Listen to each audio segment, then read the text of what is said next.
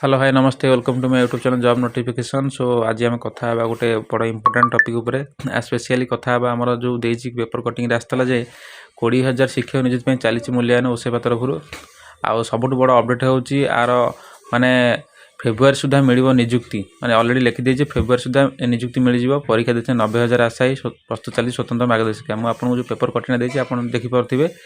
से संपूर्ण भागे लिखाई जानुरी प्रथम सप्ताह सुधा फल प्रकाश पाइब। ओके